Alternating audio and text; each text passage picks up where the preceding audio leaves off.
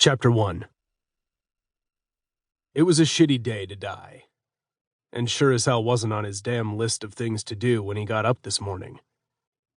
But with a gun pointed right at him by an old asshole he'd been tracking, shit happened in its own time, including in the jungles of Mexico. Lieutenant Mason Callister slowly straightened, his hard gaze unwavering on his foe's face. "Daniel Hardesty, nice to see you again." The grin on Daniel's face was enough to make most men cringe, but Mason wasn't most men, and he cringed for no one, least of all this guy. Daniel had washed out during Bud's training. Hell Week had kicked his butt and had kept on washing his sorry ass all the way back home.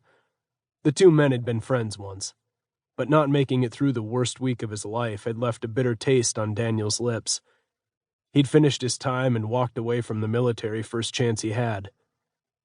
It happened that way for some people. Not everyone could handle failure. For some, defeat ate a bitter corner into their psyche where it festered. He'd never have thought that would be Daniel's path, but Hell Week changed a man, for better or for worse. For Mason, it was that tilt of the hat that said he could handle anything. He'd already known it, but having that added to his life achievements, well, there had been no feeling like it before or since. Apparently, failing had an effect on Daniel for the same reason. He'd quit and gone to the other side, a mercenary for anyone with enough money to pay for his services.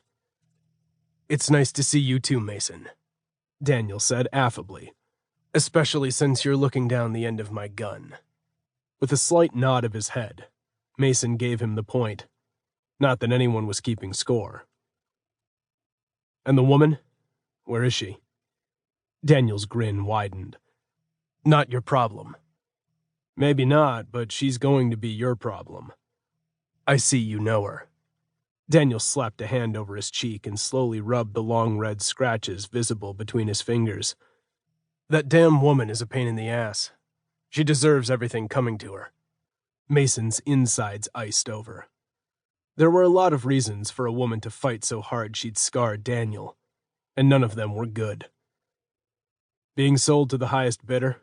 Really? She deserves to be kidnapped? Beaten? There would be worse treatment for her, too. Both men had seen too much of it. Neither needed to bring it out in the open. "She's developing new military tracking software, and she won't share it." Daniel shrugged. "So what does she expect?" She expected her country to protect her, and Mason had no intention of failing. "So she's alive?" "So far.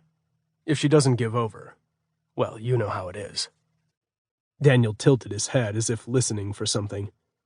Mason did indeed. "Waiting for someone?" he asked casually. "Not you.